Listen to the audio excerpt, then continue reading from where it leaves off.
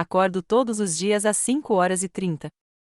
Não é uma escolha, mas um legado de anos de expedições, quando o amanhecer era o momento mais fresco e produtivo para cavar. O corpo se lembra, mesmo quando a mente prefere esquecer. Hoje não é exceção. Ainda está escuro lá fora, e eu já estou sentada na beira da cama, reunindo forças para o primeiro desafio do dia, me levantar. Todo movimento exige estratégia. Perna direita primeiro, dói menos de manhã. Incline-se na mesa de cabeceira. Puxe a esquerda para cima. Inspire. Expire. Levante-se. A dor percorre do quadril ao joelho, aguda como um caco de sílex. Eu me levanto, balançando como um junco ao vento. Mas eu me mantenho firme, uma pequena vitória, a primeira de muitas que terei que conquistar hoje. Minha bengala espera, encostada na parede, uma amiga fiel sem a qual eu não arriscaria dar um passo. A madeira está polida por anos de contato com a palma da minha mão. Comprei-a no Cairo em 1978, após meu primeiro surto de artrite. Naquela época, era mais um acessório do que uma necessidade. Agora, é uma extensão do meu braço. O banheiro fica a 4 passos do quarto. Certa vez, percorri mais de 1,5 km de dunas de areia para chegar ao local da escavação. Agora, cada passo é um esforço consciente. O espelho reflete impiedosamente a verdade. Alba Braxton, 83 anos. Cabelos grisalhos presos num coque descuidado. Rosto marcado por rugas, como um mapa antigo com muitas estradas. Mas os olhos são os mesmos, azuis, límpidos, tendo visto coisas que a maioria das pessoas só vê em museus. Não passo muito tempo fazendo as malas. Um vestido simples, sapatos confortáveis sem salto, maquiagem mínima. A vida no campo me ensinou isso, apenas o essencial, nada supérfluo. Desço as escadas, segurando o corrimão com as 2 mãos. 15 degraus, conto cada um. A chaleira está fervendo quando chego à cozinha. Minha casa em Gladstone não é apenas uma moradia. É um museu da minha vida. Fotos de expedições adornam as paredes da sala de estar, eu no Vale dos Reis, eu entre as ruínas, eu com um chapéu e uma pá, em pé na borda de uma escavação na Mesopotâmia. Nas prateleiras, há lembranças do mundo todo, uma tábua de argila com escrita cuneiforme protegida por uma tampa de vidro, uma cópia, é claro, o original está no Museu Britânico, contas de pedra de um antigo cemitério, um fragmento de cerâmica de 3.000 anos. O chá aquece meus velhos ossos. Sento-me à janela, observando a rua acordar. O Sr. Patterson passeia com o cachorro. A Sra. Holland pega o jornal da manhã, uma manhã comum em um subúrbio americano comum. Nenhum deles sabe que entre eles vive uma mulher que guarda artefatos feitos muito antes de Cristo andar na terra. O carteiro traz a correspondência às 9 horas. Ouço a tampa da caixa de correio bater e caminho lentamente até a porta da frente. Entre os panfletos e contas, há um envelope com o logotipo da Universidade de Cambridge. Meu coração dá uma cambalhota como se eu tivesse 18 anos em vez de 83. Dentro, há uma carta de Harris Wilmot, meu ex-aluno, agora professor de arqueologia. Caro Dr. Braxton, escreve ele, embora me conheça há 40 anos, uma expedição recente na Síria descobriu fragmentos de cerâmica semelhantes aos que o senhor descreveu em seu artigo de 1983. Sua opinião seria inestimável. Em anexo, fotografias. Examino as imagens com uma lupa. Minha visão não é mais a mesma, mas ainda consigo distinguir as achuras sutis na argila. Realmente se parecem com os artefatos que encontrei no Vale do Eufrates. Se for verdade, a descoberta pode mudar nossa compreensão das rotas de migração de tribos antigas. O telefone toca, interrompendo meus devaneios. É um som que sempre me faz estremecer. Anos de trabalho de campo me ensinaram a tratar sons inesperados como perigos em potencial, um desabamento, uma cobra, ladrões de túmulos armados. Mãe, você está em casa? A voz de John, meu único filho, tem aquele tom especial que ele usa para falar comigo, uma mistura de impaciência e condescendência, como se estivesse falando com uma criança. Não, estou no Everest, respondo secamente. Claro, estou em casa. Onde mais eu estaria? Ele ignora minha ironia. Passo aí em 1 hora. Precisamos discutir o convite da Ritter para o churrasco neste sábado. O John está sempre dando uma passada por aqui, nunca me visitando. É como se eu fosse uma parada no itinerário dele, não um destino. Mas já estou acostumada.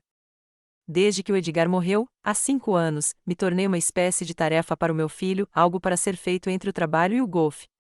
Consigo preparar chá fresco e até assar biscoitos de aveia simples para a chegada dele. John não gosta que eu faça bolos, Chris o mantém de dieta, mas eu faço bolos mesmo assim. Isso me lembra dos tempos em que meu garotinho esperava impacientemente que eu tirasse a assadeira do forno. Aquele garotinho se foi há muito tempo, deixando em seu lugar um homem de 59 anos com uma careca crescente e sobrancelhas permanentemente franzidas. John entra sem bater, como sempre. Alto, de terno, ele parece estrangeiro na minha casa repleta de antiguidades e memórias. Mãe? Ele beija minha bochecha sem se inclinar. Preciso me levantar na ponta dos pés, o que faz meus joelhos doerem. Você está linda. É a frase padrão que ele diz sem olhar para mim. Seus olhos já percorrem o cômodo, procurando sinais do meu fracasso, pratos sujos, poeira nas prateleiras, qualquer coisa que confirme sua crença de que não estou me saindo bem sozinha. Chá, sugiro, já me servindo. Só se for sem açúcar, ele responde, embora saiba que sempre lhe sirvo chá sem açúcar.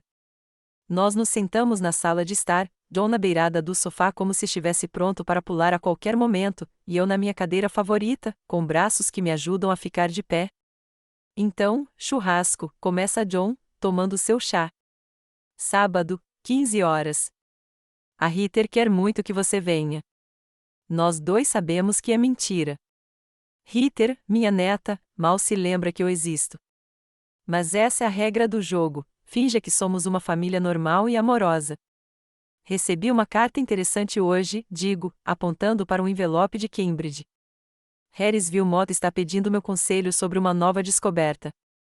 John lança um olhar rápido para a carta. Aquele seu aluno? Pergunta sem muito interesse. O que você encontrou desta vez? Outro osso velho? Fragmentos de cerâmica, respondo, tentando não demonstrar irritação. Eles podem confirmar minha teoria sobre rotas comerciais. Mãe, interrompe John, olhando para o relógio. Você pode ir ao churrasco? O Milo também vai. Ele não te vê há um tempo.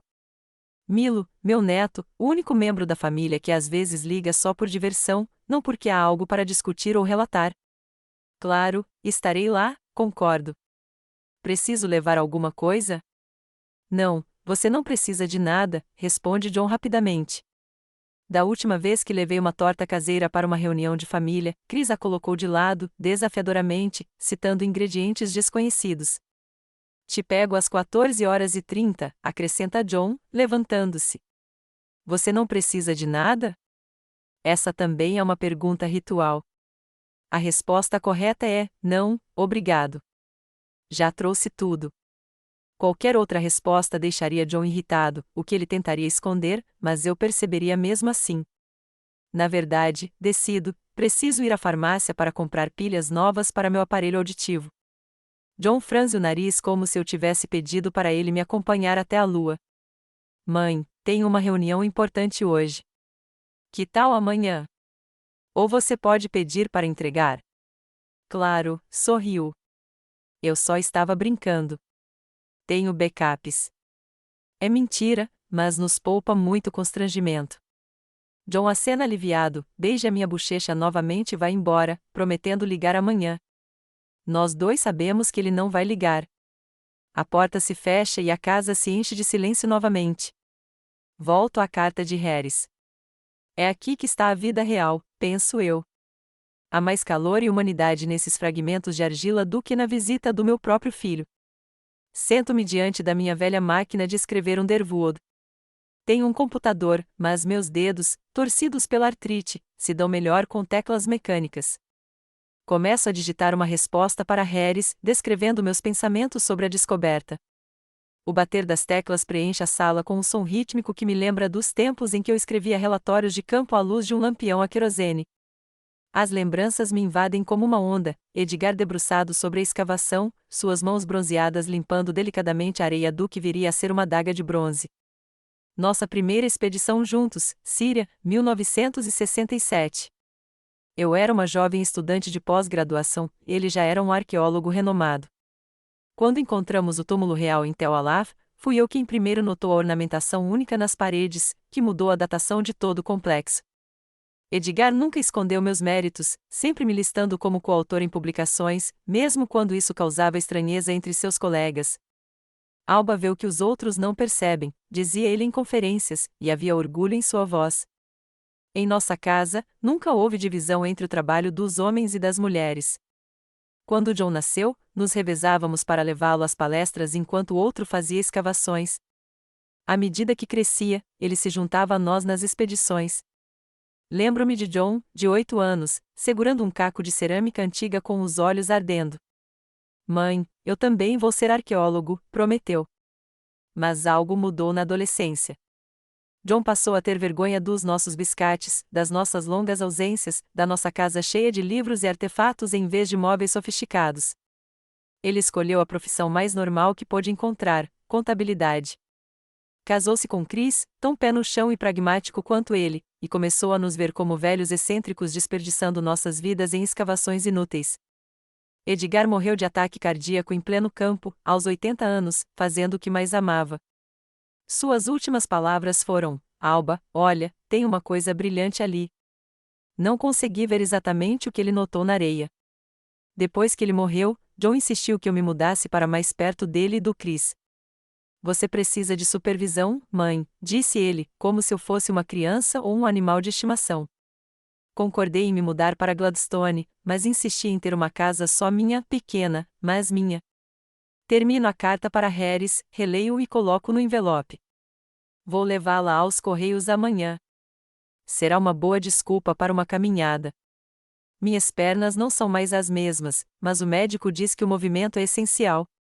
Passei a noite folheando álbuns de fotos antigos. Aqui está John segurando sua filha recém-nascida, Heather. Aqui está Milo em sua formatura do ensino médio. Aqui estamos Edgar e eu em uma escavação no Egito, ambos bronzeados, cabelos grisalhos esvoaçando ao vento. Felizes.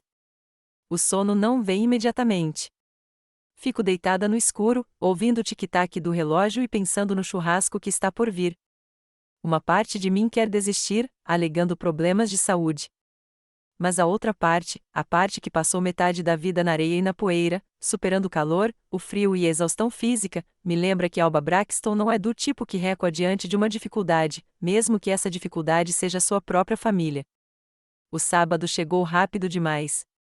Acordei com um peso no peito que não conseguia atribuir à artrite ou à idade. Era uma premonição.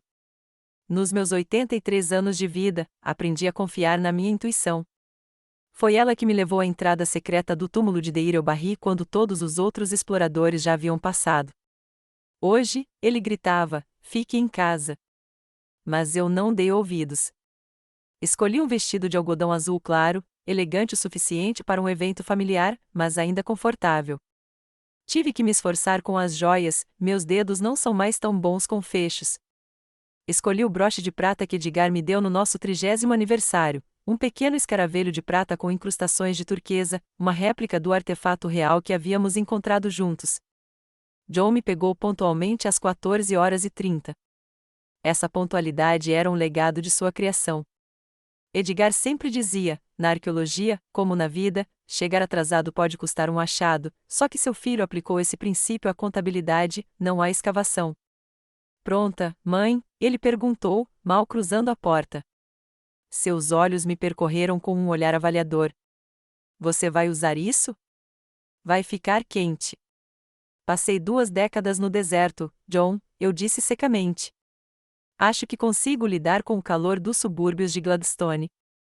Ele deu de ombros, um gesto que eu aprenderá a interpretar como não adianta discutir com uma velha, e pegou minha bolsa, pequena, mas pesada por causa de um presente para minha bisneta. Eu havia encontrado uma caixa de música antiga, restaurado e enchido de pequenos tesouros, pedrinhas coloridas que eu trouxera do mundo inteiro, cada uma com uma história que ela, de 4 anos, provavelmente não apreciará agora, mas talvez um dia. A viagem até a casa de Heather levou 20 minutos. John dirigiu em silêncio, ocasionalmente respondendo às minhas tentativas de conversa com frases monossilábicas. Contei a ele sobre a carta de Harris, sobre a possível importância da nova descoberta. Ele assentiu com aquele distanciamento peculiar que falava mais claramente do que palavras. Ele não estava interessado. A casa de Ritter e seu marido Nate é uma manifestação típica do sonho americano, conforme imaginado pela geração mais jovem. 2 andares com um gramado impecavelmente cuidado e um playground no quintal, uma garagem para 2 carros, um pátio com churrasqueira, uma piscina, não grande, mas o suficiente para impressionar os vizinhos.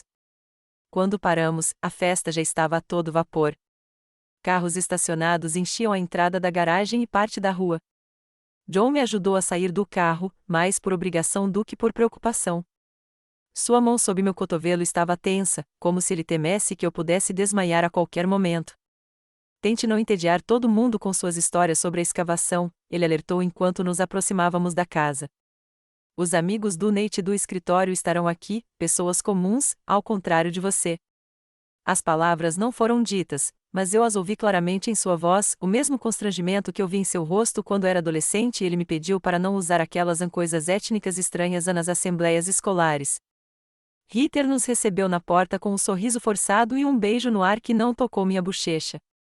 Vovó, você conseguiu, exclamou ela com entusiasmo fingido. Que maravilha! Já estão todos no quintal. Entrem. Enquanto a seguia pela casa, notei que nenhuma das minhas fotos ou presentes estava visível em seus cômodos impecavelmente decorados. As fotos de família dos pais de Nate ocupavam um lugar de destaque na lareira. O quintal era um labirinto para uma mulher com uma bengala, gramado irregular, brinquedos de criança espalhados, cadeiras de vime muito próximas umas das outras. Cada passo exigia concentração. Caminhei lentamente para frente, apoiando-me na bengala, sentindo-a afundar na terra macia. Ninguém me ofereceu ajuda. Ninguém sequer percebeu a minha situação. Chris estava sentada em um círculo de mulheres discutindo sobre uma nova academia. Ela acenou para mim sem interromper a conversa. Milo, meu neto, estava ocupado afinando a música. Ele me viu e acenou, mas não se aproximou. Nate estava agitado ao redor da churrasqueira, cercado por homens com garrafas de cerveja. Fui até a cadeira mais próxima disponível e sentei-me cuidadosamente, tentando não dobrar os joelhos doloridos. Leela, minha bisneta, brincava com as outras crianças no canto mais distante do pátio. Acenei para ela, mas ela estava absorta demais para notar. Aqui está. John me entregou um copo de limonada. Só não derrame. Era como se eu fosse uma criança desajeitada, não uma mulher que tivesse segurado artefatos frágeis de milhares de anos. Aceitei o copo com um sorriso que, esperançosamente, não refletisse minha amargura. O tempo passava lentamente. As conversas ao meu redor tocavam em assuntos dos quais eu não podia participar, fofocas do escritório, os últimos modelos de carros, debates políticos que pareciam ser conduzidos em um idioma diferente do inglês. Fiquei sentado observando a todos como um antropólogo observando uma tribo desconhecida, tentando decifrar seus costumes e rituais. Finalmente, Milo sentou-se ao meu lado, segurando um prato de comida. Vovó, como você está? Quanto tempo? Seus olhos, os olhos de Edgar, atentos e inteligentes, me fitavam com interesse genuíno. De toda a família, apenas Milo havia herdado essa característica, a capacidade de realmente enxergar a pessoa com quem estava falando. Recebi uma carta de Cambridge, disse eu, feliz pela oportunidade de compartilhar. Você se lembra do professor Wilmot? Ele está pedindo meu conselho sobre uma nova descoberta. Sério? Milo pareceu impressionado. Qual foi a descoberta?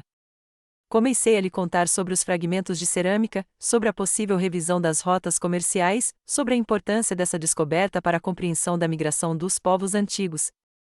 Milo ouvia, fazendo perguntas que demonstravam sua compreensão. Quando criança, ele era o único que me pedia para lhe trazer não lembranças, mas livros de história das minhas viagens. Ainda enchendo o saco das pessoas com seus ossos velhos, mãe? A voz de John interrompeu nossa conversa. Ele estava parado na nossa frente, segurando uma garrafa de cerveja com aquele sorriso condescendente que ele guardava para quando queria me colocar no meu devido lugar. Eu estava contando ao Milo sobre o inquérito de Cambridge, respondi calmamente. Ossos, cacos, livros empoeirados, John balançou a cabeça, virando-se para Milo. Ela sempre foi obcecada por essas coisas. Quando eu era criança, meus amigos achavam que meus pais eram coveiros de caixões. Tecnicamente, interrompeu Milo, arqueólogos. Eu sei, disse John. Mas, falando sério, mãe, ninguém aqui quer ouvir falar de artefatos com 1000 anos.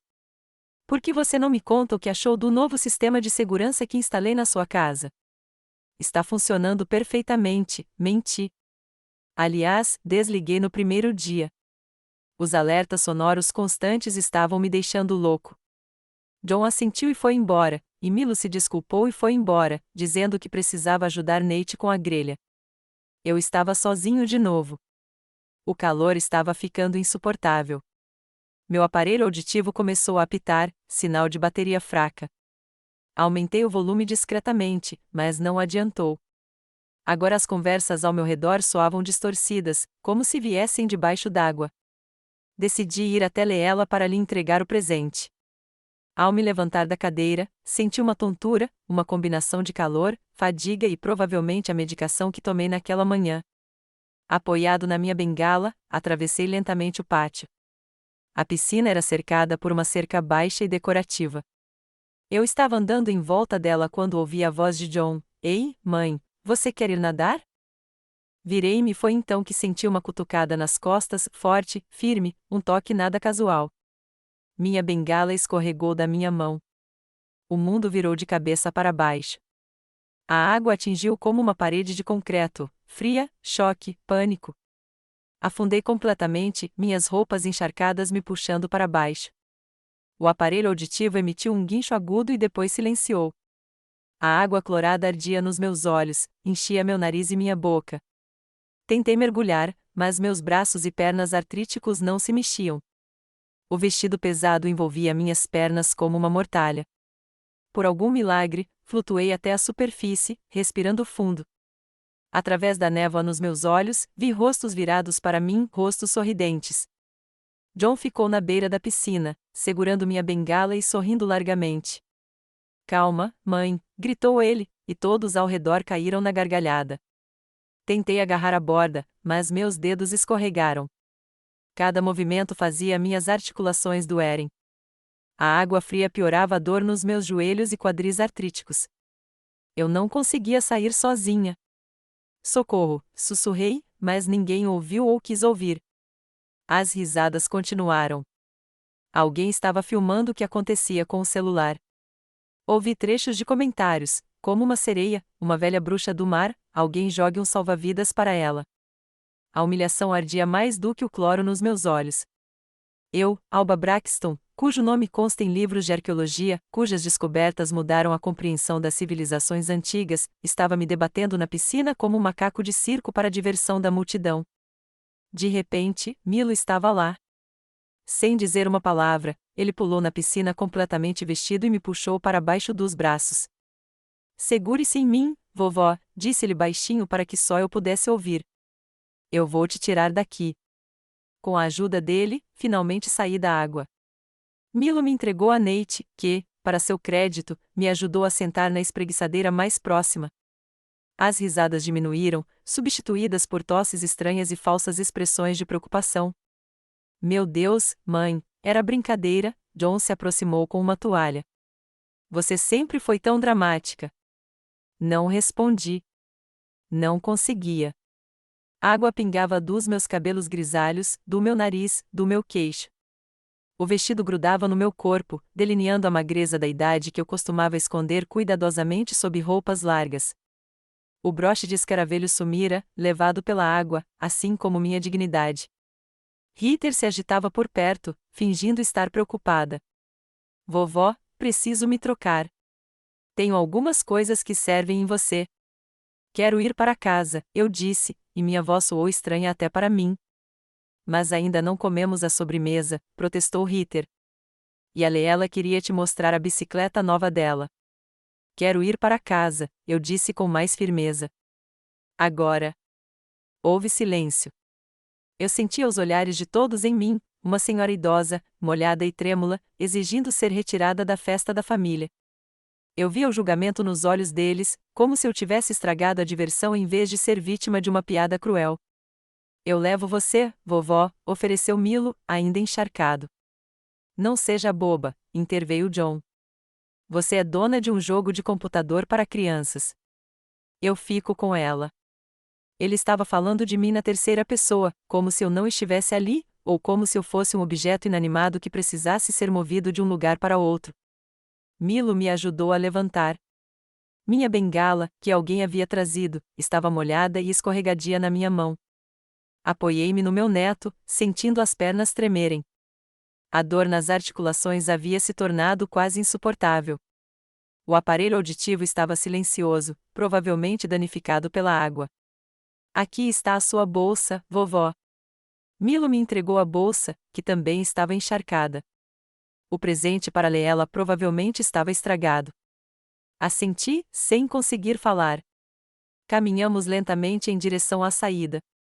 Ouvi Chris dizer a alguém: ela sempre foi assim. Gosta de fazer cena. Outra risada em resposta.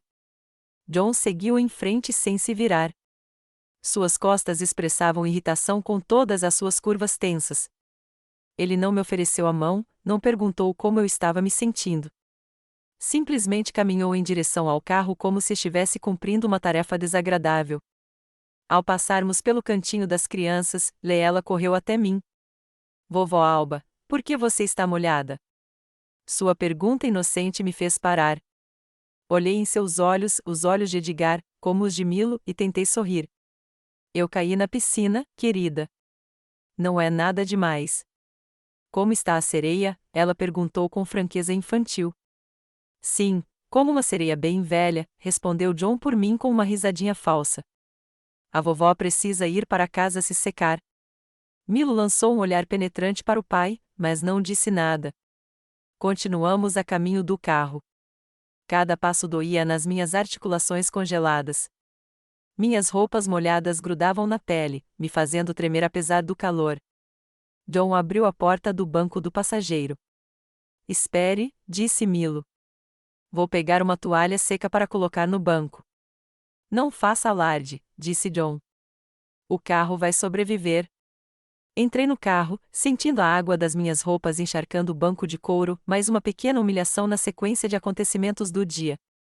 Milo se inclinou para fora da janela aberta. Te ligo amanhã, vovó, prometeu. Vou ver como você está.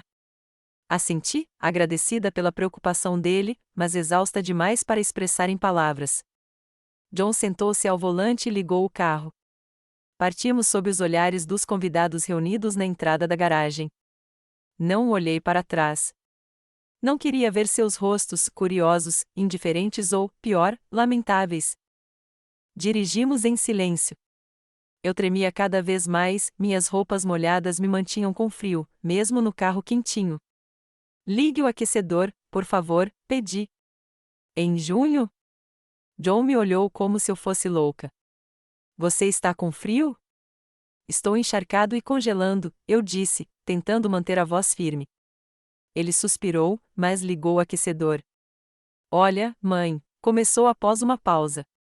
Era só uma brincadeira. Todo mundo estava rindo. Se você tivesse rido com todo mundo em vez de fazer drama. Fiquei em silêncio, olhando pela janela para as casas que passavam tão arrumadas, tão idênticas, como as pessoas que moravam nelas. Todos se divertiram muito, continuou John. A Ritter se esforçou tanto para organizar a festa, e você estragou tudo com sua reação exagerada. Virei-me para ele, sentindo a raiva crescendo dentro de mim, quente apesar do frio. Você me empurrou para dentro da piscina, John. Sua mãe de 83 anos com artrite e aparelho auditivo. Foi um empurrãozinho, objetou ele. E era uma piscina rasa. Você sempre exagera. Eu poderia ter batido a cabeça na beirada. Eu poderia ter me afogado. Meu aparelho auditivo está estragado. Viu, você está dramatizando. Não é grande coisa. E eu vou te comprar um aparelho auditivo novo. Ele disse isso no tom de um homem oferecendo grande generosidade, como se não fosse o causador da quebra. O resto da viagem foi silencioso. Quando chegamos em casa, John não desligou o motor, um sinal claro de que não iria entrar. Você aguenta? Perguntou formalmente. Como sempre, respondi, abrindo a porta. Saí do carro, ainda tremendo com as roupas molhadas. John nem esperou que eu chegasse à porta. Saiu assim que fechei a porta do carro. Parada na porta da minha casa, eu me sentia como um náufrago, molhada, tremendo, jogada na praia de uma vida que continuava sem mim. E pela primeira vez em muito tempo, me perguntei: será que preciso mesmo voltar para esta vida? Para uma família onde fui desrespeitada, desvalorizada e mal amada? Passei os 3 primeiros dias após o incidente da piscina na cama. O resfriado me atacou com uma ferocidade que só alguém na casa dos 80 anos consegue entender: febre alta, calafrios, dor de garganta e uma tosse que parecia despedaçar meus velhos pulmões. Mas o desconforto físico não era nada comparado à dor no coração.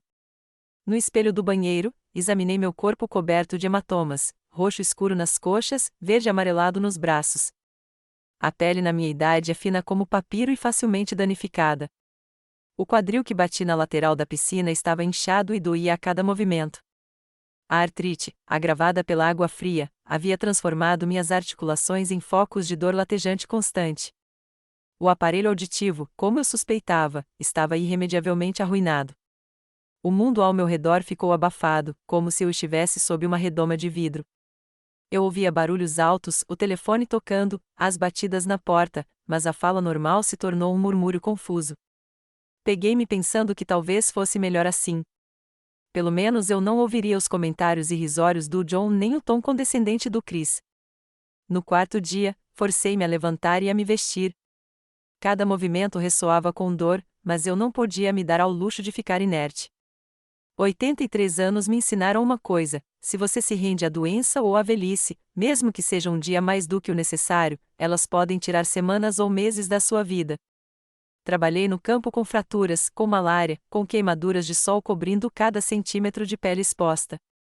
Eu não ia deixar que alguns hematomas e um resfriado me derrotassem.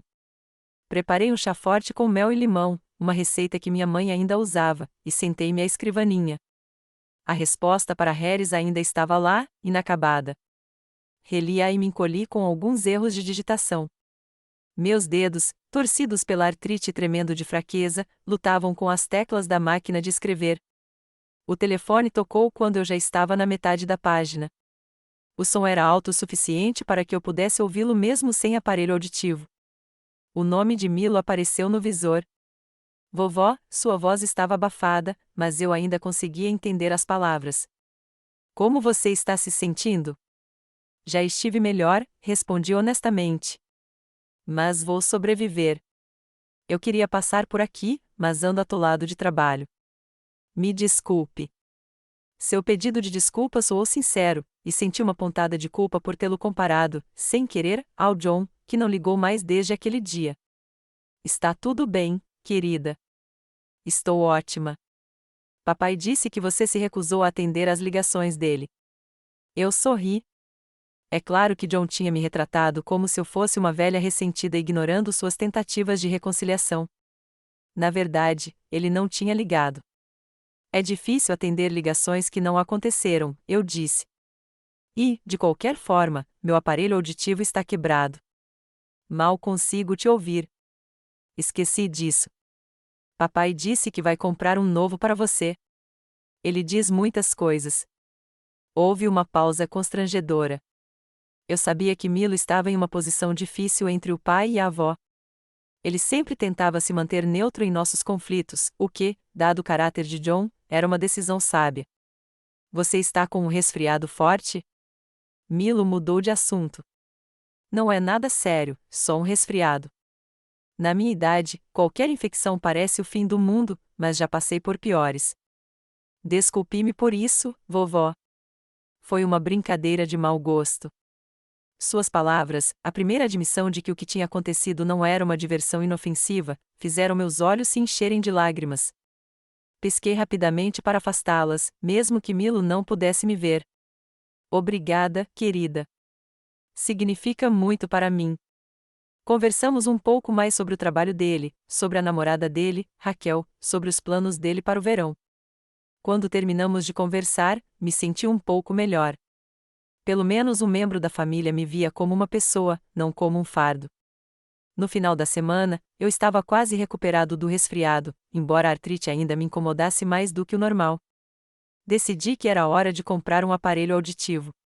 Meu fonoaudiólogo, Dr. Shen, só pôde me atender 3 dias depois, mas fiquei grato por isso. Descobri que meu aparelho auditivo antigo não tinha mais conserto e um novo custaria $2.000.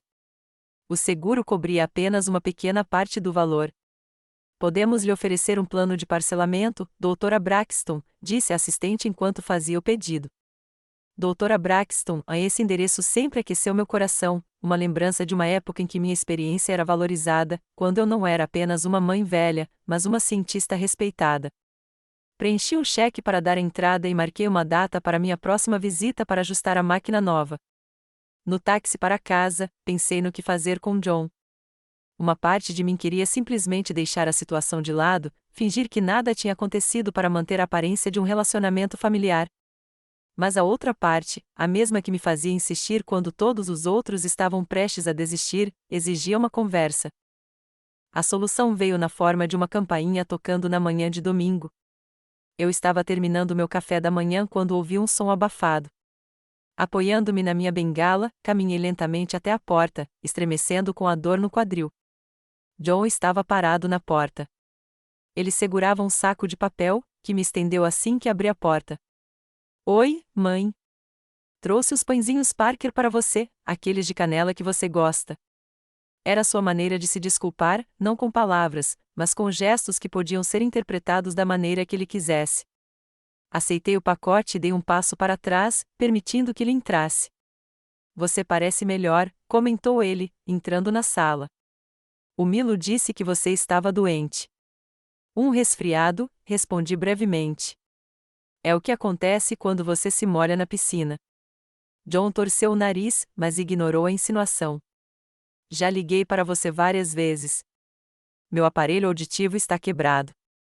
Não consigo ouvir chamadas a menos que esteja perto do telefone. Ah, sim, ele teve a coragem de parecer surpreso. Esqueci. Preciso comprar um novo para você. Já encomendei um, eu disse.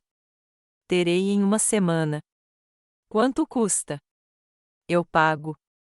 Olhei para o meu filho com atenção. Ele evitou meu olhar, estudando as fotos na parede como se as estivesse vendo pela primeira vez. R$ 2.000, respondi. John assobiou. Nossa, isso não é barato. Talvez existam opções mais fáceis. Esta é a opção mais fácil, John. Um bom aparelho auditivo custa $5.000 ou mais. Certo, ele finalmente olhou para mim. Vou te passar um cheque. Não precisa, eu disse. Eu já tinha feito o primeiro pagamento e combinado um parcelamento. Mãe, não seja boba. Deixa que eu pago. Afinal, é. Ele gaguejou. Sua culpa, terminei por ele. John suspirou com aquela expressão que eu conhecia tão bem, uma mistura de irritação e condescendência. Lá vamos nós de novo. Quanto drama podemos fazer por causa de uma piada idiota? Uma piada boba? Eu senti a raiva crescendo dentro de mim. Você me empurrou na piscina, John. Sua mãe de 80 anos com artrite. Foi um empurrãozinho. E todos riram. Se você risse junto com todo mundo em vez de fazer uma cena. Uma cena? Eu não conseguia acreditar no que ouvia. Quase me afoguei. Não exagere, mãe. A piscina da Ritter tem 1,20 m de profundidade. É impossível se afogar lá dentro. Para uma pessoa saudável, sim. Para uma senhora idosa com artrite que não consegue sair sozinha, sim. John balançou a cabeça como se estivesse falando com uma criança sem inteligência. Você está sempre dramatizando tudo. Sempre fazendo alarde de tudo. Lembra como você ficou histérica quando eu, sem querer, quebrei aquela coisa de barro do Egito? Aquela coisa de barro foi datada do 2º milênio antes de Cristo, retruquei. Historicamente, era inestimável. Veja, é sempre a mesma coisa. Qualquer coisa que tenha a ver com seus ossos e cacos é mais importante do que pessoas vivas, mais importante do que seu próprio filho. Fechei os olhos, sentindo a velha dor emergir das profundezas da memória. John sempre nos acusara de amar mais a arqueologia do que a ele, de o arrastarmos em expedições em vez de vivermos uma vida normal, de o envergonharmos na frente dos amigos com nossas conversas estranhas sobre civilizações antigas. Nós sempre colocamos você em primeiro lugar, John, eu disse calmamente, mesmo quando isso significava abandonar expedições importantes ou projetos promissores. Sério? Sua voz transbordava sarcasmo. E quanto ao meu aniversário de 13 anos, quando você e o papai foram para a Turquia escavar? Ou à minha formatura do ensino médio, para a qual você se atrasou 2 horas porque o papai insistiu que você fosse ao museu de merda? Eu queria contestar, lembrá-lo de que, para o seu aniversário de 13 anos, havíamos organizado uma viagem à Disneylândia para ele e que tínhamos nos atrasado para sua formatura por causa de um voo atrasado, não de um museu. Mas eu sabia que era inútil. Ao longo dos anos, John construiu sua própria versão da história da nossa família, na qual ele era vítima e Edgar e eu éramos os pais sem coração que priorizavam nossas carreiras em detrimento do nosso filho. Certo, disse John, vendo que eu não estava falando. Não vamos mais tocar no passado. Vim me desculpar.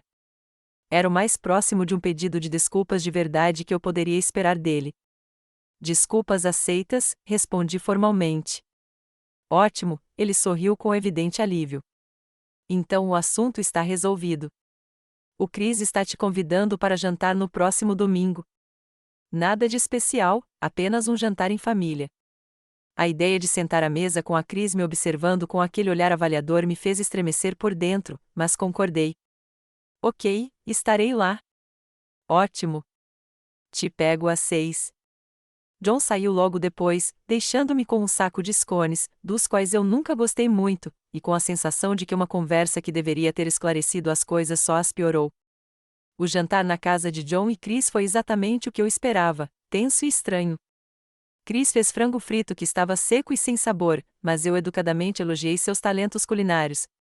John falou sobre trabalho, sobre o carro novo que planejava comprar, sobre problemas com o empreiteiro que estava consertando o telhado, assuntos comuns e cotidianos que não exigiam reflexão profunda ou envolvimento emocional. Em certo momento, a conversa tocou na minha saúde. Como está a sua audição, Alba? Perguntou Chris, colocando a salada na boca. O John me disse que você pediu um novo aparelho auditivo. Sim, pego na semana que vem. Deve ser frustrante não conseguir ouvir direito, disse ela com falsa simpatia. Estou me virando, respondi. Felizmente, passo a maior parte do tempo sozinha, então não sofro tanto com isso. Falando em tempo sozinho, John interrompeu, Chris e eu estávamos pensando, talvez você devesse considerar uma casa de repouso.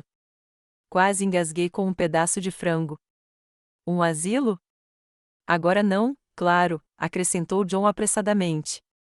Mas, a longo prazo, você não vai ficar mais jovem, mãe. E desde o incidente da piscina, Chris e eu estamos preocupados com a sua segurança. Uma preocupação incrível, eu disse secamente, especialmente do homem que me empurrou naquela piscina.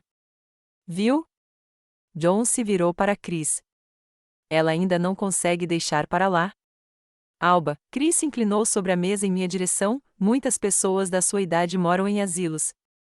Você será cuidada por profissionais lá. Você estará segura. E você não vai precisar se preocupar comigo, acrescentei, olhando-a diretamente nos olhos. Que solução conveniente. Você não está sendo justo, Chris se endireitou, ofendido com a minha franqueza. Nós pensamos no seu bem-estar. Meu bem está bem provido em minha própria casa. Obrigado. Mas e se você cair ou ficar doente? Insistiu John. Quem vai te ajudar? Tem um sistema de chamada de emergência que você mesmo instalou, e os vizinhos vêm me ver todos os dias. Isso não é o mesmo que atendimento profissional, objetou Chris. Ainda não preciso de cuidados profissionais, interrompi. Estou completamente sozinha. Agora, sim, concordou John. Mas isso pode mudar muito rápido. E quando isso acontecer, queremos estar prontos. Deixei o garfo de lado, perdendo o apetite de repente. Agradeço a sua preocupação, disse eu, tentando manter a voz calma. Mas cabe a mim decidir onde e como vou morar. Enquanto eu estiver sã e capaz de cuidar de mim mesma, ficarei em casa. Chris e John trocaram olhares, aquela troca silenciosa especial entre cônjuges que exclui todos os outros. Eu podia ver a condescendência em seus olhos, a certeza de que estavam certos. Eles já haviam decidido o meu destino, apenas esperando o momento certo para fazê-lo acontecer. Claro, mãe, disse John por fim. A decisão é sua. Só queríamos que você soubesse o que achamos. O resto do jantar transcorreu em um silêncio constrangedor, pontuado apenas por conversas casuais sobre o tempo e as últimas notícias. Quando John me levou para casa, senti um enorme alívio ao cruzar a porta da minha casa. Sentada na minha cadeira favorita com uma xícara de chá quente, pensei no contraste entre as atitudes em relação à minha idade na minha família e na academia. Para John e Chris, eu era uma idosa enferma que precisava de supervisão e, possivelmente, de uma internação em um asilo. Para Harris Wilmot e seus colegas, eu era uma fonte valiosa de conhecimento e experiência, cuja opinião poderia mudar a compreensão de uma era inteira. A carta de Harris estava na mesa ao lado da minha cadeira. Reli-o, apreciando o tom respeitoso, a referência ao Dr. Braxton, o reconhecimento do meu mérito e da minha experiência. É assim que os idosos devem ser tratados, não como um fardo, mas como um tesouro de sabedoria e conhecimento. Lembrei-me de uma conferência no Cairo, 5 anos atrás, alguns meses antes da morte de Edgar. Jovens arqueólogos faziam fila para conversar comigo, fazer perguntas e receber conselhos. Professores de universidades renomadas citavam meu trabalho em seus discursos. O curador do Museu do Cairo levou Edgar e eu pessoalmente para um passeio pelos cofres, mostrando artefatos não disponíveis para visitantes comuns. E agora meu próprio filho acha que sou incapaz de viver sozinha. A amarga ironia da situação não me escapou. Aqueles que me conheciam apenas pelo trabalho e pela reputação me valorizavam mais do que aqueles que deveriam me amar simplesmente pelo que eu era. Pela primeira vez, me permiti admitir a verdade: eu nunca receberia o respeito que merecia de John, nem como cientista, nem como mãe. Para ele, eu sempre serei aquela que escolheu a carreira em vez da família, que o envergonhou na frente dos amigos, que não viveu como pessoas normais. E nenhuma quantidade de avanços, nenhuma quantidade de descobertas que mudaram a compreensão da história humana, mudará isso. Essa constatação foi dolorosa, mas também libertadora. Eu não precisava mais tentar conquistar sua aprovação ou respeito. Eu podia ser simplesmente eu, Alba Braxton, uma arqueóloga e exploradora, uma mulher que tinha visto mais história com os próprios olhos do que a maioria das pessoas lê em livros. Peguei uma folha de papel e comecei a escrever uma resposta para Harris. Meus dedos, curvados pela artrite, moviam-se lenta, mas seguramente. Talvez eu não conseguisse ouvir direito. Talvez eu tivesse dificuldade para me locomover sem bengala. Talvez eu precisasse de óculos de leitura, mas minha mente estava mais afiada do que nunca. E havia pessoas neste mundo que apreciavam isso. A decisão não veio como uma percepção repentina, mas como uma percepção silenciosa. Assim como um arqueólogo descasca lentamente camada após camada para chegar à verdade escondida no solo, eu estava lentamente me libertando das ilusões sobre minha família. O incidente na piscina foi apenas o catalisador de um processo que começou há muito tempo. Naquela manhã, acordei com uma clareza de pensamento extraordinária. Não passarei mais o resto dos meus dias tentando ganhar o respeito daqueles que são incapazes de dá-lo. John, Chris, Ritter, eles nunca me verão como eu sou. Para eles, sempre serei um fardo, uma velha excêntrica a ser cuidada e ignorada. Disquei o número do John, determinada a não adiar o inevitável. Mãe, ele respondeu após o terceiro toque, com a voz soando surpresa. Eu não costumava ligar para ele, esperando suas visitas semanais. Algo errado. Nada urgente, respondi. Só queria avisar que não poderei almoçar no próximo domingo. Por quê? Ele parecia irritado. Tínhamos um acordo. Tenho outros planos. Que outros planos? Ele não tentou esconder sua descrença. No mundo dele, uma mulher de 83 anos não poderia ter outros planos além de eventos familiares. Estou começando a catalogar minha coleção, respondi. Vai ocupar todo o meu tempo nas próximas semanas. Catalogando? Você está falando daqueles cacos velhos que você guarda no porão? Agarrei o fone com mais força, contendo minha irritação. Não são cacos antigos, John. São artefatos arqueológicos, muitos dos quais têm valor científico significativo. E isso é mais importante do que o jantar de domingo com sua família? No momento, sim. Houve uma pausa. Eu conseguia imaginar a expressão dele, uma mistura de irritação e perplexidade. Foi sobre aquela conversa no asilo, ele finalmente perguntou. Se foi, Chris e eu estávamos apenas sugerindo uma opção. Ninguém vai te forçar a ir. Não é isso, John. Só decidi me concentrar no trabalho que sempre me inspirou. Na sua idade? O ceticismo em sua voz era quase palpável. Minha idade não tem nada a ver com meu conhecimento e experiência, respondi. Aliás, recebi um convite para dar uma palestra no museu local. Acontece que o diretor leu meu trabalho na faculdade. Museu? Aquele pequeno museu de história local no centro? John riu baixinho. Com certeza eles não podiam pagar um especialista de verdade. Suas palavras tinham a intenção de me atingir, mas eu as percebi deslizando pela superfície da minha mente sem penetrar mais fundo. A opinião de John não tinha mais a importância que eu lhe dera. Talvez, concordei, neutro. De qualquer forma, estarei ocupado nas próximas semanas. Peça desculpas ao Chris. Desliguei sem esperar pela resposta. Foi um pequeno ato de desafio, mas me deu uma sensação de liberdade que eu não sentia há muito tempo. O porão da minha casa era meu museu pessoal. Edgar insistiu que, quando comprássemos a casa em Gladstone, escolhêssemos uma que tivesse um porão seco e bem isolado para nossa coleção. Ali, em prateleiras e em armários especiais com gavetas, guardávamos evidências da minha vida, fragmentos de cerâmica, pequenas estatuetas, contas, pontas de flecha, moedas, tudo que Edgar e eu havíamos colecionado ao longo dos anos. Cada item era cuidadosamente embalado, etiquetado com o local e a data da descoberta. Descer a escada íngreme até o porão foi um desafio, mas consegui, segurando-me firmemente ao corrimão. Quando acendi a luz, congelei por um instante, inundado por uma onda de lembranças. Ali, entre aqueles objetos antigos, senti a presença de Edgar com mais força do que em qualquer outro lugar. Caminhei até a mesa de trabalho que havíamos montado contra a parede do fundo. Sobre ela estavam os diários de campo que eu havia trazido ali alguns dias antes, planejando começar. Ao lado, havia uma luminária com lupa, um auxílio indispensável para olhos que não eram mais tão aguçados quanto antes. A primeira coisa que tirei foi o velho laptop. Edgar insistira em comprá-lo pouco antes de morrer, convencendo-me de que um catálogo digital seria mais durável do que um de papel. Liguei o computador, com alguma dificuldade em lembrar a senha. Criando um novo arquivo, comecei a descrever metodicamente o primeiro artefato, uma estatueta de argila de uma deusa da fertilidade encontrada na Anatólia em 1974. O trabalho era lento. Meus dedos, torcidos pela artrite, moviam-se desajeitadamente pelo teclado. Eu cometia erros de digitação com frequência, que precisava corrigir, mas não tinha pressa. Eu tinha todo o tempo do mundo, ou pelo menos todo o tempo que me restava na vida. Ao final do dia, eu havia descrito apenas uma dúzia de itens, mas me sentia satisfeito com o trabalho realizado. Este catálogo se tornaria meu legado, uma forma de preservar o conhecimento que acumulei ao longo de uma longa vida na arqueologia.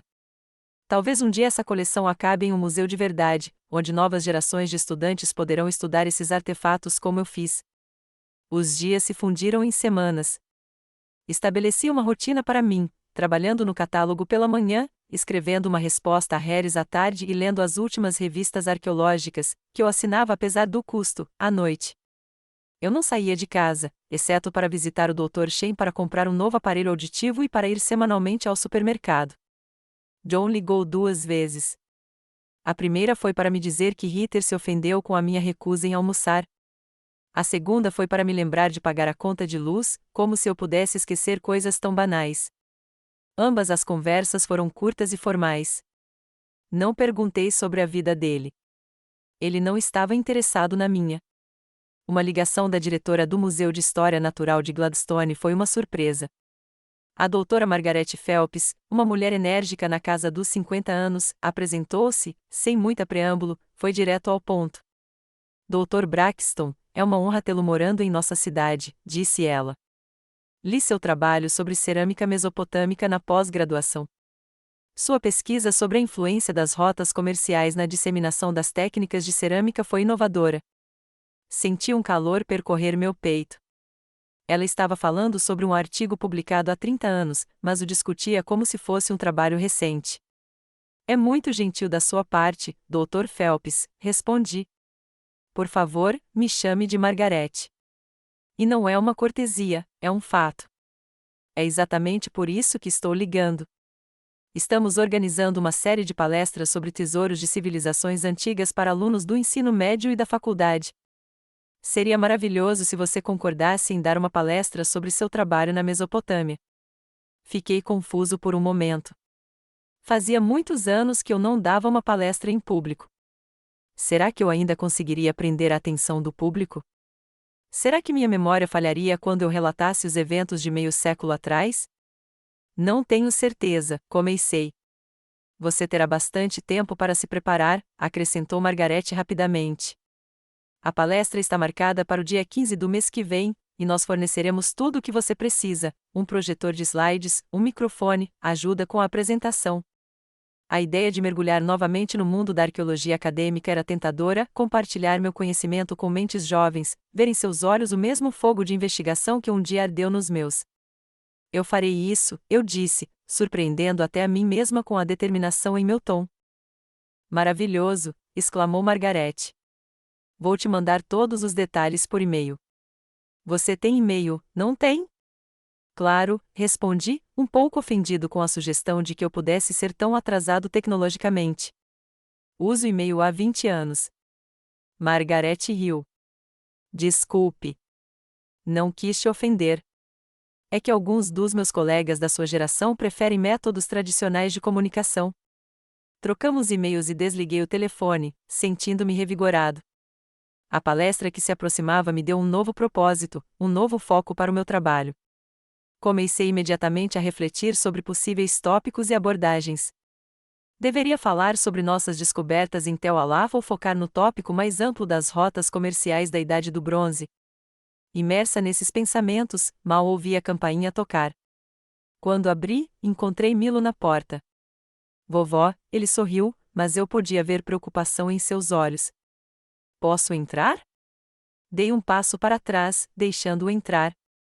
Milo entrou na sala de estar e sentou-se no sofá, batendo os dedos nervosamente no joelho, um gesto que herdou de Edgar. Como você está se sentindo? Perguntou ele. Faz tempo. Estou bem, respondi, sentando-me na cadeira à sua frente. Estou trabalhando na catalogação do acervo e recebi um convite para dar uma palestra no museu. Sério? Que ótimo! Seu entusiasmo parecia genuíno. Sobre o que é a palestra? Ainda não decidi. Provavelmente sobre nossas escavações na Mesopotâmia. Aquela em que você e o vovô encontraram o túmulo real? Sorri, tocada por ele se lembrar daquela história. Exatamente. Milo assentiu, mas então seu rosto ficou sério. Vovó, vim falar do papai. Ele está preocupado que você esteja se distanciando da família. Suspirei. É claro que John não podia simplesmente aceitar minha decisão. Ele precisava enviar um olheiro, neste caso Milo, para descobrir o que estava acontecendo. Não estou me distanciando, Milo. Estou apenas me concentrando no trabalho que importa para mim. Mas você se recusa a ir aos jantares de família. Você não atende às ligações da Ritter. Ritter ligou? Isso foi novidade para mim. Milo pareceu envergonhado. Bem, na verdade não. Ela pediu para o papai perguntar se você vai à festa de aniversário da Leela no mês que vem. E o John me perguntou isso. Ele disse que sim. Mas você disse que não. Balancei a cabeça. Típico do John, criar uma história que me faça parecer culpado e ele, um filho carinhoso. Ele não me pediu, Milo. Mas se tivesse pedido, eu realmente teria dito não. Por quê? Milo pareceu genuinamente confuso. Leela ficaria chateada. Ela perguntou por você. Duvido, respondi secamente. A última vez que vi Leela, ela mal me reconheceu.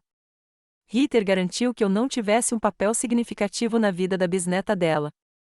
Milo baixou os olhos sem discutir. Ele sabia que eu estava falando a verdade. Olha, vó, eu sei que o papai às vezes pode ser difícil. E o que aconteceu no churrasco foi inaceitável, mas ele está passando por um momento difícil agora. Problemas no trabalho. O Chris está insatisfeito com a situação financeira deles. E isso justifica o comportamento dele? Interrompi. Só porque ele está passando por um momento difícil ele tem o direito de me humilhar na frente de toda a família? Não, claro que não. Milo pareceu chateado. Não estou tentando dar desculpas para ele, só estou tentando explicar. Ele nem sempre foi assim, sabe? Eu sei, concordei com mais delicadeza. Ele era um garotinho que acompanhava o pai nas escavações, fazendo 1 milhão de perguntas. Um garoto que queria ser arqueólogo como nós. O que mudou? Milo perguntou baixinho. Fiquei pensando. Era uma pergunta que eu já tinha me feito muitas vezes ao longo dos anos. Não sei ao certo. Talvez pressão dos colegas na adolescência. Talvez ele simplesmente tenha decidido que nossas vidas eram muito instáveis, muito diferentes do que ele tinha visto nas famílias dos amigos dele. Dei de ombros. Em algum momento, ele começou a sentir vergonha de nós, do nosso trabalho, do nosso estilo de vida. E essa vergonha acabou se transformando em desprezo. Milo ficou em silêncio, digerindo minhas palavras.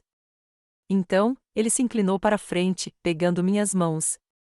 Vovó, não estou pedindo que você perdoe o papai ou finja que nada aconteceu. Mas talvez você pudesse, sei lá, dar a ele outra chance pelo bem da família. Olhei nos olhos dele, os olhos de Edgar, honestos e diretos. Milo queria genuinamente a reconciliação, queria que sua família se unisse. Mas ele não percebia que algumas rixas não podiam ser curadas com o simples perdão. Não vou desistir de você, Milo, eu disse suavemente. Você sempre pode vir até mim, me ligar, me escrever, mas quanto ao John e aos outros, não posso continuar fingindo que está tudo bem, que o tratamento que eles me dão não me machuca toda vez que nos encontramos. Eles não querem te machucar, objetou Milo. Eles simplesmente não entendem. Nunca farão isso, terminei por ele. É por isso que decidi me concentrar nos aspectos da minha vida que me trazem alegria, não dor, na arqueologia, na minha pesquisa, nas pessoas que me veem como uma cientista em vez de uma velha indefesa. Milo pareceu chateado, mas não discutiu mais. Ele sabia que eu estava certo, mesmo que não quisesse admitir. O que devo dizer ao papai? Perguntou ele finalmente. A verdade, respondi, que estou vivo e bem, fazendo meu trabalho, que não desapareci e que não vou morrer de solidão. Apenas escolhi passar o tempo que me resta com dignidade e respeito próprio. Milo assentiu, embora eu percebesse que minha resposta não o satisfez completamente. Ele esperava um acordo, alguma solução que mantivesse alguma semelhança de harmonia familiar. Mas às vezes o preço de tal acordo é alto demais. Quando Milo foi embora, voltei aos meus diários de campo, preparando-me para a palestra que se aproximava. Folheando as páginas amareladas, escritas com minha caligrafia mais jovem e enérgica, senti o passado ganhar vida, descrições de achados, esboços de artefatos, notas sobre a estratigrafia da escavação. Tudo me trouxe de volta aos dias em que o mundo estava aberto à exploração e meu corpo era forte e resiliente. Poucos dias depois da visita de Milo, chegou um convite formal para o aniversário de Leela, um lindo cartão com a foto de uma princesa. Leela estava passando por uma fase de princesa, como Ritter já havia passado. E uma inscrição caligráfica dizia: Bem-vindas à festa de 5 anos da Leela Lamb. Na parte inferior, a letra de Ritter acrescentava: Esperamos que você possa vir, vovó. Leela adoraria te ver. Deixei o convite de lado, sem sentir nem alegria nem entusiasmo. Se eu fosse, Ritter ficaria tensa, com medo de que eu dissesse ou fizesse algo constrangedor. John estaria observando cada movimento meu, pronto para intervir e ajudar a qualquer momento. Chris trocava olhares significativos com os outros adultos enquanto eu falava. E Leela? Leela mal me conhece, graças aos esforços da mãe. No mesmo dia, recebi um e-mail de Margaret Phelps confirmando a data da minha palestra no museu, no dia 15 do mês seguinte. Abri meu calendário e anotei a data. Então, dei uma olhada no convite para a festa de aniversário de Leela, no dia 12 do mesmo mês. 2 eventos separados por apenas 3 dias. Normalmente, isso não teria sido um problema, mas, na minha idade, tais pressões exigiam um planejamento energético cuidadoso. A viagem de aniversário, a interação com a minha família, o inevitável desgaste emocional, tudo isso me esgotava a ponto de eu não estar em forma para a palestra. A escolha não foi tão difícil. Escrevi uma resposta educada para Ritter, informando que infelizmente não poderia comparecer à festa de aniversário de Leela devido a compromissos anteriores, sem especificar quais. Margaret então respondeu, confirmando sua participação na palestra e solicitando mais informações sobre o formato e o público esperado. Ao fechar meu laptop, não senti arrependimento, mas alívio. Pela primeira vez em muito tempo, eu estava tomando decisões baseadas não nas expectativas da família ou em um senso de obrigação, mas no que era importante e valioso para mim. Foi um pequeno passo fora do caminho tradicional, mas abriu caminho para uma nova fase da minha vida, uma fase em que eu poderia voltar a ser a doutora Alba Braxton, arqueóloga e cientista, e não apenas a mãe idosa de John. O aniversário da Leela caiu num sábado claro, dia 12. Eu sabia disso porque verifiquei a data no convite antes de enviar a rejeição. Também sabia porque meu telefone começou a tocar às 9 da manhã, primeiro Ritter, depois John, depois Ritter de novo. Não atendi nenhuma das ligações. Em vez disso, estava me preparando para um simpósio arqueológico que começaria em 2 horas na seção regional leste do Museu Arqueológico Nacional. Margaret me ligou há uma semana, animada e alegre. Doutora Braxton, tenho uma notícia incrível. Depois de saberem da sua próxima palestra, vários professores de universidades renomadas expressaram o desejo de conhecê-la.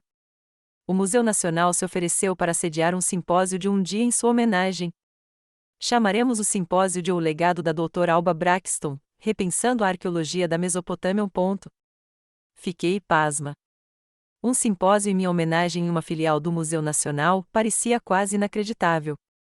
Escolhi meu melhor terno, azul marinho com uma blusa de seda marfim. Prendi um broche de prata em forma de escaravelho na lapela, não o que eu tinha perdido na piscina, mas outro que ganhei de colegas no meu aniversário de 70 anos. Prendi meus cabelos grisalhos em um coque impecável e apliquei o mínimo de maquiagem. Olhando no espelho, vi não apenas uma senhora idosa com o rosto enrugado, mas também uma arqueóloga cujo trabalho ainda é citado em periódicos científicos, uma mulher que passou décadas descobrindo os segredos de civilizações antigas. Chamar um táxi foi mais fácil do que discutir com John sobre o motivo de eu estar indo ao simpósio e não à festa de aniversário da Leela. O motorista era um jovem de maneiras agradáveis. Ele me ajudou a entrar no carro e colocou cuidadosamente minha bengala no banco de trás. Para o Museu Nacional, senhora? Perguntou ele ao ouvir o endereço. Há algum evento importante lá hoje? Um simpósio arqueológico, respondi. Ah, interessante, ele parecia genuinamente interessado. Você se interessa por arqueologia? Sorri. Pode-se dizer que sim. Sou arqueóloga, ou pelo menos fui durante a maior parte da minha vida. Durante todo o caminho até o museu, respondi às suas perguntas sobre expedições arqueológicas, sobre as descobertas mais interessantes, sobre a vida nos acampamentos de campanha. Ele me ouviu com tanto interesse genuíno que me senti mais jovem e com mais energia. Margaret me encontrou na entrada do museu. Uma mulher de meia idade, cheia de energia, em um elegante terno, irradiava entusiasmo e confiança. Dr. Braxton, ela apertou minha mão com ambas as mãos. Que honra finalmente conhecê-lo pessoalmente. Deixe-me mostrar a sala de conferências. Alguns dos participantes já chegaram e estão ansiosos para conhecê-lo.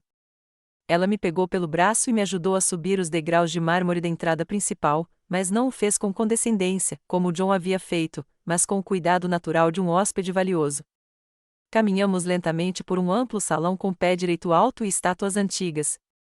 Ao fundo, podíamos ver um pôster de simpósio profissionalmente projetado com uma fotografia minha, bem retocada, das escavações na Síria, ao lado de Edgar na entrada de um túmulo recém-descoberto. A sala de conferências do museu era impressionante, uma sala espaçosa com um anfiteatro e equipamento audiovisual de última geração. Eu esperava ver algumas dezenas de participantes, mas o salão estava quase lotado. Cerca de 100 pessoas, professores de terno formal, alunos com tablets e laptops, representantes de periódicos científicos e fundações de pesquisa, conversavam baixinho, folheavam programas e olhavam slides de apresentações. Quando entramos, as conversas se acalmaram. Todas as cabeças se voltaram para nós. E então aconteceu algo que eu não esperava: as pessoas começaram a aplaudir. Não palmas educadas e formais, mas aplausos sinceros e enérgicos. Alguns até se levantaram. Fiquei paralisada na porta, atordoada. Margaret sorriu, observando minha reação. Eu disse que você era apreciada aqui, disse ela baixinho. As 2 horas seguintes passaram como um borrão.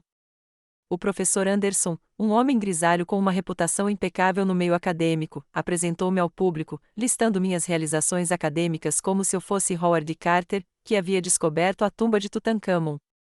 A doutora Chan, uma mulher elegante que chefia o departamento de arqueologia de uma universidade de prestígio, falou sobre como meu trabalho inspirou uma geração de mulheres a se dedicar à arqueologia. Uma jovem professora de Oxford apresentou um estudo baseado na minha metodologia para datar cerâmica. Quando chegou a minha vez de falar, subi ao palco com a ajuda de uma bengala, sentindo os joelhos tremerem, não só de artrite, mas também de excitação.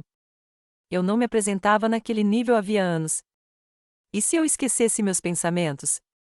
Se minha voz estivesse fraca demais, se a geração mais jovem achasse meus métodos ultrapassados? Mas assim que comecei a falar, todas as dúvidas desapareceram. Falei sobre minhas escavações com Edgar em Tel Alaf, sobre a descoberta do túmulo real, sobre como havíamos revisado a datação de um complexo arqueológico inteiro por causa da ornamentação única nas paredes. As palavras fluíam livremente, como se eu estivesse de volta ao campo explicando a estratigrafia da escavação aos meus colegas. O público ouvia com absoluta atenção. Ninguém bocejou, checou o celular ou sussurrou. Quando terminei, houve aplausos longos e sinceros. Várias pessoas se manifestaram com perguntas inteligentes e perspicazes. Uma jovem, líder de uma expedição ao Iraque, pediu para autografar um exemplar do meu livro, recentemente relançado por uma importante editora universitária. Seu trabalho mudou completamente minha compreensão das antigas rotas comerciais, disse ela, olhando para mim com admiração indisfarçável. Graças a você, consegui interpretar nossas descobertas recentes corretamente. Assinei o livro, com lágrimas nos olhos. Este momento de reconhecimento, esta afirmação de que minha vida, meu trabalho importavam, era mais valioso do que qualquer celebração familiar em que eu fosse visto como um fardo ou objeto de ridículo. A parte formal do simpósio foi seguida por um elegante buffet no átrio do museu. Sentei-me em uma cadeira confortável, cercado pelos meus colegas, respondendo a perguntas, compartilhando memórias e discutindo as últimas tendências em arqueologia. Ninguém me apressou. Ninguém me interrompeu. Ninguém olhou para o relógio com impaciência. Ninguém fez comentários condescendentes sobre minha idade ou estado de saúde. Aqui, eu não era uma avó idosa, mas uma cientista respeitada, cuja opinião era valorizada. Quando voltei para casa após o simpósio, senti-me revigorada, como se tivesse me livrado do peso da minha idade. Até a dor nas articulações parecia menos aguda. Preparei chá e sentei-me na minha cadeira favorita, repassando mentalmente os acontecimentos do dia. O contraste entre as atitudes em relação à minha idade e experiência na minha família e na academia era gritante. O telefone tocou, me tirando do meu devaneio. O nome de John apareceu no visor. Não atendi. 1 minuto depois, o telefone tocou novamente, desta vez o da Ritter. Desliguei o som. Não precisava ouvir suas acusações e recriminações para saber o que diriam. A campainha tocou por volta das 18 horas. Eu sabia quem era antes mesmo de abrir a porta. John estava parado na soleira, com um rosto vermelho de raiva. Atrás dele, Ritter estava um pouco mais distante, com os braços cruzados sobre o peito e os lábios pressionados. O que isso significa, mãe? John começou sem cumprimentá-la. Por que você não foi à festa de aniversário da Leela? Olá, John, respondi calmamente. Olá, Ritter. Gostaria de entrar? Eles entraram na sala sem tirar os casacos, um sinal claro de que não pretendiam ficar lá por muito tempo. John permaneceu de pé, embora eu tenha apontado para o sofá. Esperamos você o dia todo, continuou ele em tom acusador. Leela perguntou onde estava a bisavó dela. O que deveríamos dizer a ela? A verdade, respondi. Que eu tinha outros planos. Que outros planos poderiam ser mais importantes do que o aniversário da sua bisneta? Ritter interveio. Sua voz tremia de raiva mal contida. Hoje houve um simpósio arqueológico em minha homenagem no Museu Nacional, eu disse. Especialistas renomados estavam discutindo meu legado científico. John bufou. Legado?